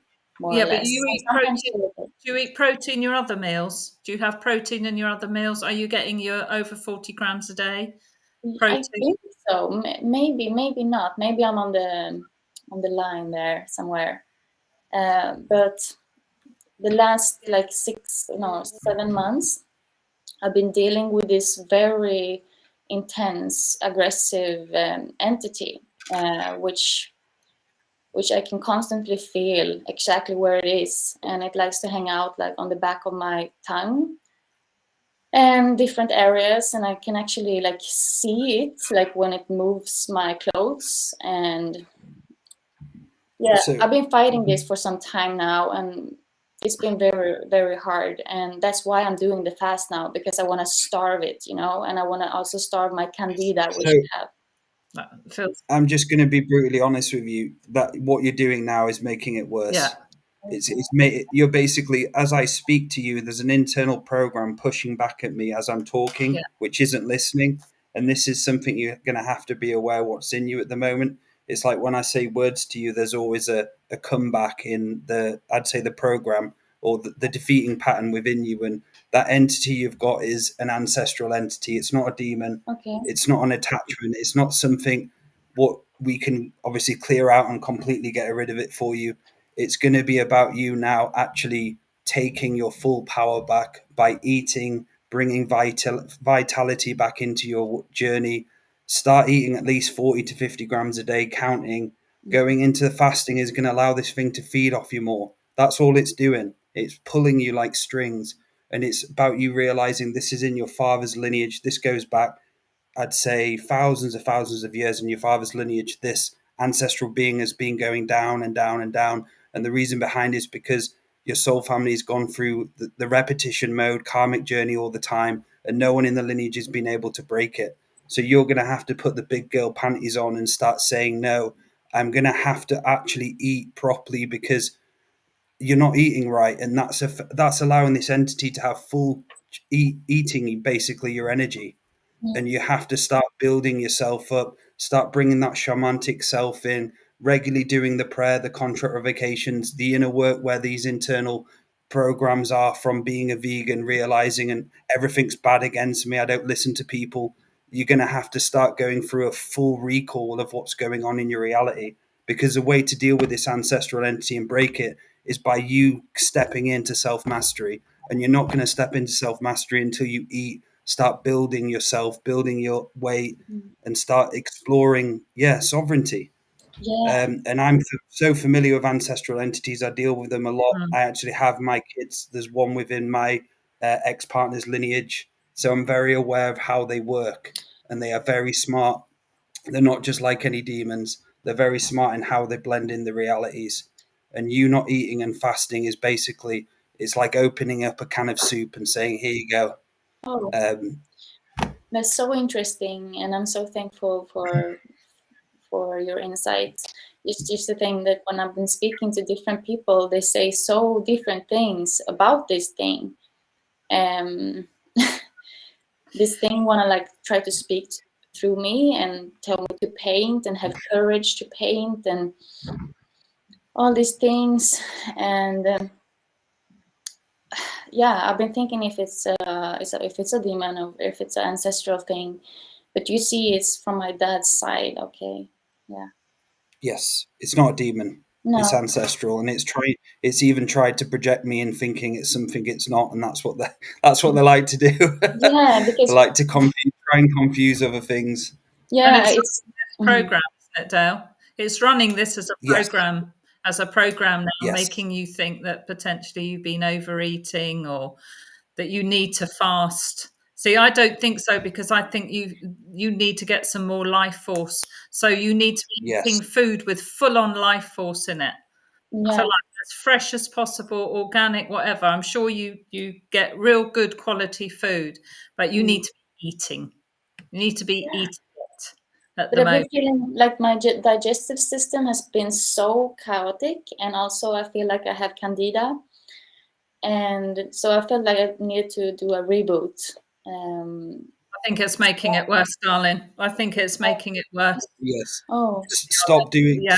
the detox, stop the candida, stop everything at the moment. Maybe in 6, 7, 8 month time, when you've actually restored your Kundalini by eating 50 grams a day, 40 grams, it's going to take you a month to start building your energy back.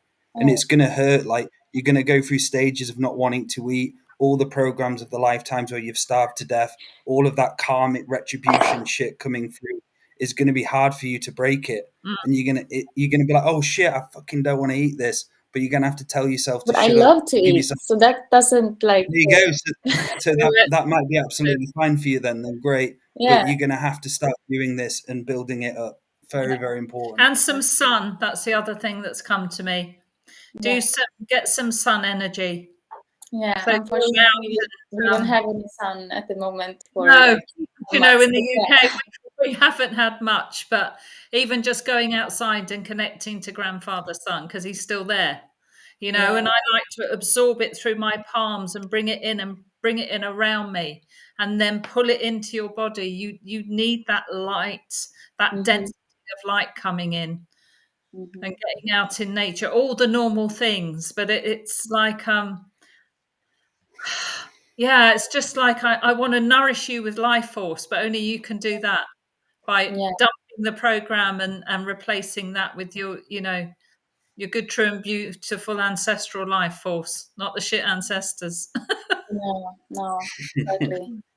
But like I've been doing different sounds, like been sounding a lot, and I've noticed when I do the sound, my whole system start to do this. I don't know. I think it's some serpent kind of channeling. I don't know if that's also the ancestor which tries to be something else, or I don't know what's happening. I don't know if you can elucidate on that.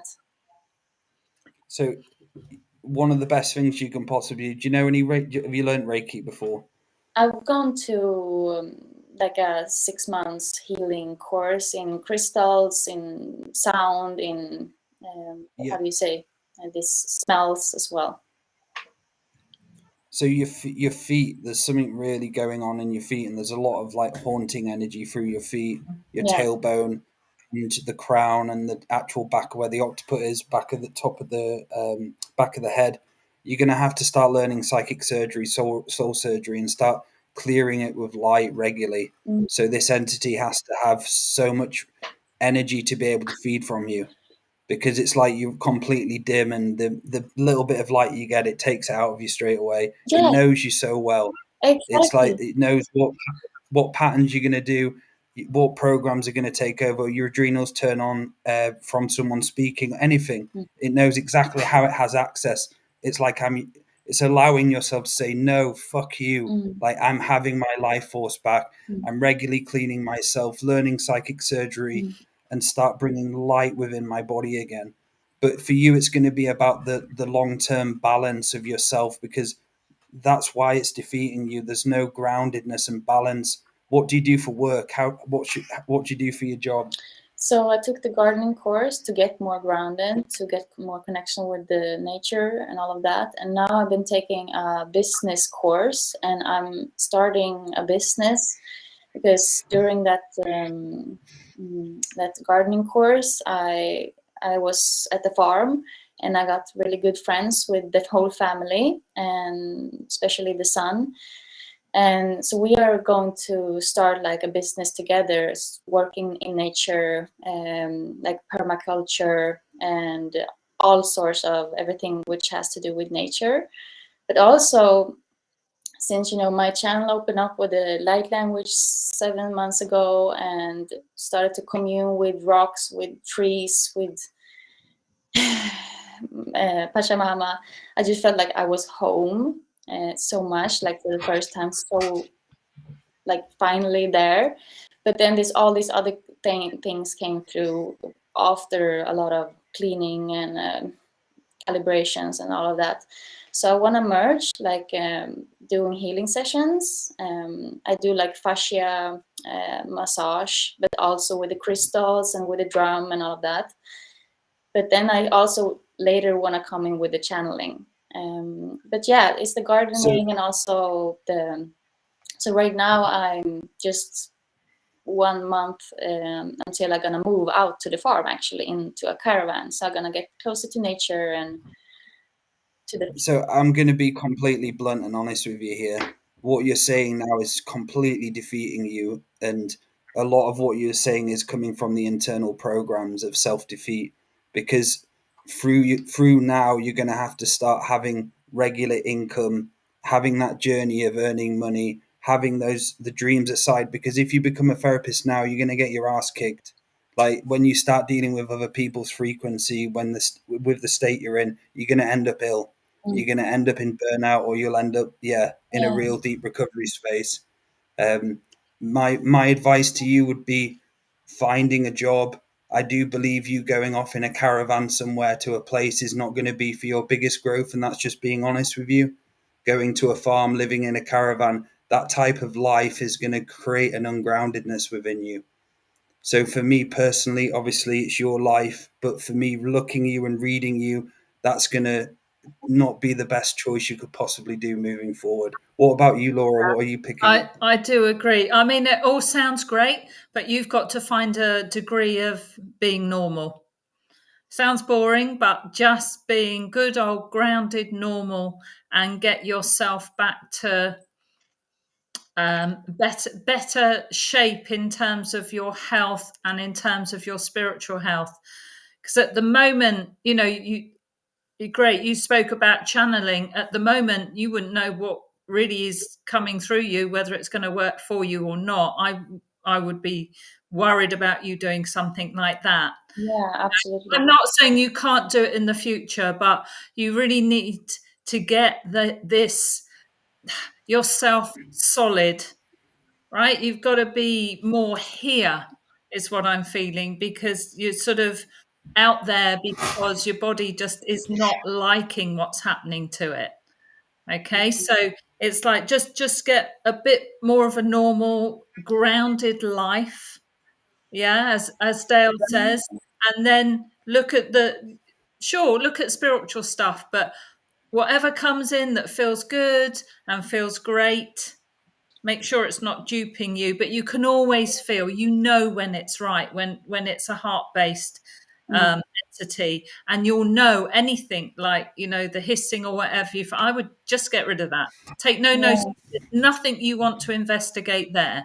You want to focus on all that is good and true and beautiful. And you want, every time you can, anything like that comes in that feels not nice, dark, whatever you want to call it, just call in the galactic sun or the central sun, whatever.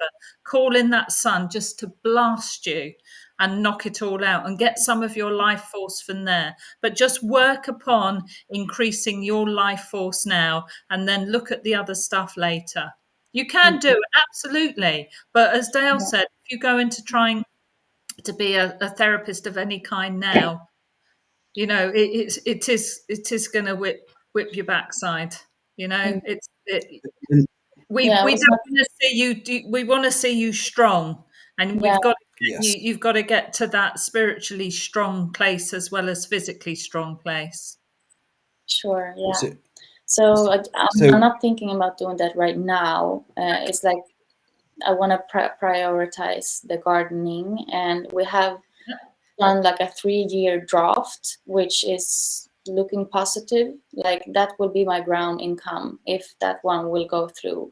And now people are coming from different directions with like the same thing. Like they want to work with me, they want to work with trees, they want to work. I hear what you're saying, but I feel like I'm gonna get more grounded when I get out in nature and out from the city and with this family, which is only living like 20 minutes from the city, so it's not far. And they are much more like-minded like me. But yeah, I hear what you're saying, and I'm thankful. But that is what you. So it is like, in the words I'm getting from the Bear Lodge, is you're going to have to start going through a personality bleed, and that's about you realizing internally that you've got a lot of strong self-defeating personalities going on, like so strong that you don't actually realize they're a personality. They're not your right personality. There's so much crossover energy going on, and you being out thinking that speaking, going out and doing works with trees and stuff like that, it's great to do stuff like that, but you're going to have the flip side where there's the work there, the money's coming in, you're eating right, you're looking after yourself, you're finding a partner, all of the other human shit, and that's what you're going to have to master. It's a 3D shit. Yeah. And this is going to help you start eliminating this ancestral entity eventually when you start going onto that path. Because this being wants you to go away and go in the trees, live like a hippie, because that's going to make you ungrounded and easy food. And that's the unfortunate truth, guys, for a lot of people out there. Not saying everyone, but a lot of people go out and they live off grid and they go and do this, but they become the most unstable and unbalanced people. And they end up creating these personalities where you can't speak to them as humans anymore, because it's all that I need to be free, I need to be out in the forest, or I need to be doing this. I'm not like judging you at all. This is just from my own experience and reading what's going on. You're a great person. You've got a lot of power, but it's about you seeing that and aligning with the true self of you. And like I said, the personality bleed is going to be important, bleeding all of that other stuff and finding the real you again. Yeah, and I do a lot of light baths, like many times a day. I call in light, I call in the sun, I call in the grandmother dragons, I call in, call in my team and all of that. But when I do the yoga, when I do the light baths, my whole body starts sticking. Like I can feel exactly where this negative energy is. So I can feel it go into my ears, up in my roots. And, it goes out and then comes back again and again and again. So I've been thinking, can someone help me with this? But at the same time, maybe I should do it by myself. I'm not sure, but yeah. So first step, food, eating, that's going to be the first step for you. The next step is going to be about you journaling, finding out who you are, finding out when the internal destructive personality comes through compared to who you are as a soul, realizing when you form this, maybe going back and searching back for when you took this on. That's going to be the first step for you. The second step would be about you getting help from other teachers, getting sessions, getting trainings. You need help. You need someone to help you through this as well eventually. Not now, but you need someone to always check you in and call you out. It's so important. I have to do it. Laura, and they all call me out all the time because I need it. I need someone to call me out on my own shit. It's so important. Yeah, like right now I'm coming into the runic path, like starting to work with the runes. That's what I right now feel drawn to, because I've tried so many things during these 7 months to try to get this thing out.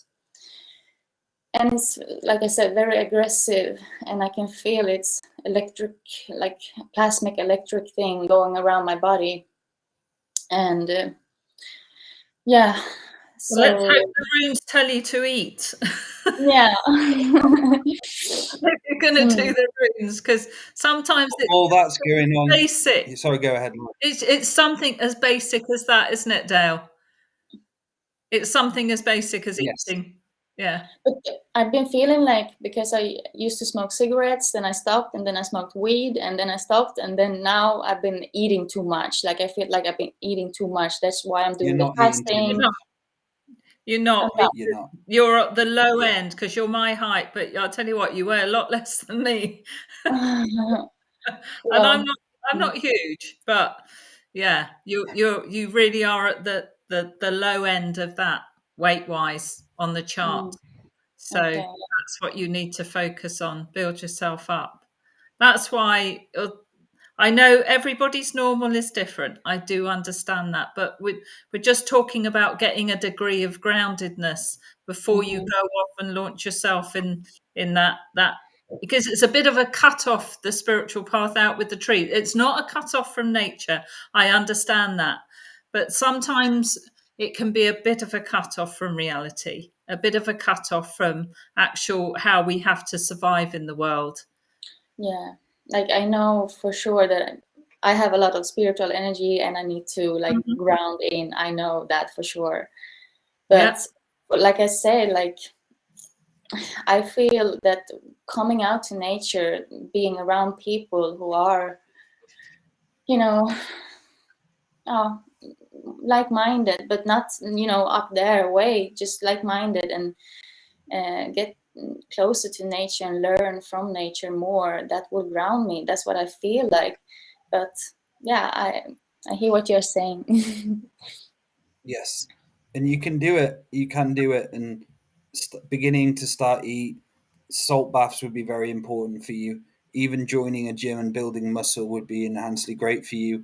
Having a job, having income regularly coming in, then you can do the nature things on your day off or do whatever you need to do. Stability, stability, stability, sister. And obviously, there's training courses we provide, the psychic surgery training, because you're going to have to start working on your feet, your tailbone, your crown, and start learning how to do energy clearing. That's going to be something important for you.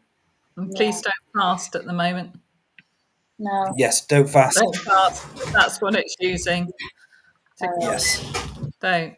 Because you're going through all these release energies, and it's just like, yes, she's releasing again, or yeah. Because that's like, if you can give me one advice, I'm like knocking myself automatically. I think it's the Kundalini, which is just showing me where to move, and my hands move. If I pick up a rock, it just goes to a place and start doing things to just take out things. Things are just happening like that. But I feel like I need, like you say, like a deeper release, like around here, back of my heart, in my feet. Your Kundalini is not activated at all. Your Kundalini is not part of anything at the moment. You've not got enough energy for your Kundalini to build. So like, so your Kundalini would kick the shit out of this entity. If your Kundalini activate, this entity won't be able to come near you. Because it's that high frequency. If I relax my body, I don't know if you can know what this is, but my body just starts to do things, you know. I think, and that's you not having control and groundedness in your body. I'd say you're only in your body 20% of the day, maybe in 15%. You go out of your body most of the day.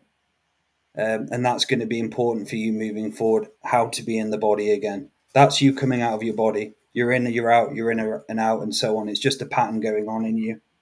Okay. And what's in your body when you're not in it? What's in there? That's a question you've got to ask as well. Why you have to start saying, this is my body. I am allowing myself to be grounded. I'm bringing the prayer energy of myself. I call to my ancestors to be with me during this hardship, which I'm going to experience. But knowing through this hardship, I'm going to find illumination and clarity and the strength and will to live again. The strength and will to live day by day. So I'm not overwhelmed with myself. I'm eating, I'm nourishing. I'm allowing my energies to build. I'm having time off. I'm earning money, decent money. I've got a savings account. I've got a house. I've got bills to pay. I learn how to pay bills. All of that is going to be important for you instead of the light work of running away from everything and going out in the woods. That's and unfortunately not what I would do. yeah, that's what I mean. But it's just a metaphor of you walking away from living a grounded life. Yeah. Not, and it's something I've done before. I've done it where I've gone off into these kind of mind trails or time loops. So that's it. That's the best advice we can possibly give you is doing that moving forward. And just one last question. Just when, like 7 months ago, when suddenly my light language started to come, it was just going for 3 days. My whole body started to do mudras and like this beautiful dance and all these things for like 3 days, almost nonstop. And after that, it was going on like almost every night. Just woke up and my body started to do things and move, and I started singing and like angelic things and all of these so beautiful things. But you say that this thing is a program which I feel like I can draw out energy and like direct it somewhere, but then it comes back. So that's not me who's doing that. What do you mean? Yeah, so it's a whole pool of a few different things. It's not just one thing here. Okay. You've got the ancestral being, but then you've got such a strong program. Like it's really, it's like it owns a shit out of you, and that takes a hold of you and does stuff to your body. But when you were talking about the light language, that was just activating you in a good way. That was just a pure activation of the light language and the healing it did for you.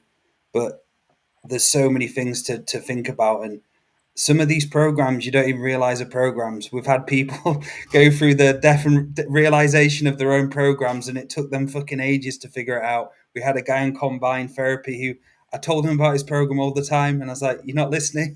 Then he went in and came back out, and he was like, "Fucking hell, I've just seen this. I've finally seen what's defeating me." Took 5 So days. searching, yes. And what would you say is my like primal program, which is defeating me? That ancestral being. Yeah. Yes. Yeah. And the thing is, everything you're doing, it seems to me, it looks like everything you're doing spiritually, it's sort of hijacking, which is why I would sort of back down from the spiritual path, even runes and that for the moment. That's what I mean by you have to go back to being, almost a non-spiritual person who understands the spirituality, but maybe isn't going too heavily down that route. Mm-hmm. Because at the moment with this ancestral being, you don't know who you're connecting to in the unseen at the moment when you're doing this spiritual stuff, right? For sure. You want to be sure. Mm. You want to feel confident who you're connecting to, Sure. rather than what the program or the ancestral being is wanting. It's got to be a sovereign connection for you, which is why I would just focus on everything we've said to do that first, and then start, then pick up your spiritual path again. Yeah, keep on with the prayers and stuff like that, but when you're dealing with runes, and which I've done as well, you've just got to feel more confident, maybe, or make sure that you're getting, this is the sovereign you who's dealing with it. It's a specific rune which I got from a rune master who's been working with runes for 40 years, which is he has specifically given to me to get help with this ancestral energy. But yeah, I did a session with Matthew in September, I think, and since then I haven't opened up my channel or anything like that. Just been doing the prayers and my native tongue speaking and singing and all of that. Mm-hmm. So I'm completely with you on that. Yeah, that's brilliant. I need to design my physical realm. Yeah you do, that's it. Yeah, absolutely, get that sorted. Yeah, and then start to combine the two. Mm-hmm. Yeah, and then you'll get more clarity about your unseen world as well. Yeah. So last thing before we say goodbye is, I'd say investigate the word patronize and look into that program and patronize and how they connect to each other. Okay. And that is a part of you which has the full strength over you. It's a patronizing aspect of the program, which pretends it's something, pretends you're doing all right, but it's full on patronizing. And this is going to be your biggest breakthrough of defeating that patronizing part of yourself. It's no judgment. It's not, you're not a bad person. We all have the inner dickheads, the inner demons. So yeah, start looking up that word and exploring it and seeing parts of you which are allowing it to come through in the programs and so on. But yeah, thank you for calling in. Laura, is there anything else before we say goodbye? Great teacher to a lot of people, darling. Yes, you are. Yeah, thank you so much, guys. You're awesome. You're already awesome. Sister. You're going to be more awesome when you allow that life force back in. Mm-hmm. Yeah. You get that life force back. Great. Yeah, wonderful. sure. Thanks. Thank you for calling in, Julia. Thank you. Thanks, darling. Thank you. So, guys, we're going to wrap it up today. We've gone over the show schedule. But for those in the waiting room now, for the next show, please come in again and we'll note who's here. So, Natasha, there's a few people still in. So if you come on to the next calling show, I do believe Adventures into Reality is the next one we're going to be doing. I believe that's going to be next month. So when you come on, make sure you come on the studio and we'll get you in first. If you just let us know that you're on the Talking Stick show and in the waiting room, we'll make sure you get a reading next time. Yeah, we'll do that. Yeah. Great show, Dale. Wonderful show, Laura. Thanks everybody in the chat for getting involved. That's really good. We love that. Thank you, everybody who came in. Sorry if we didn't get to speak to you, but yeah, as Dale said, next month. Thanks, everybody. And so before we go, just if anybody would like to have a session with myself, I'm offering soul audit sessions where I can look into the deeper soul contracts and the parts of you which are stopping you from infinite freedom and infinite expression.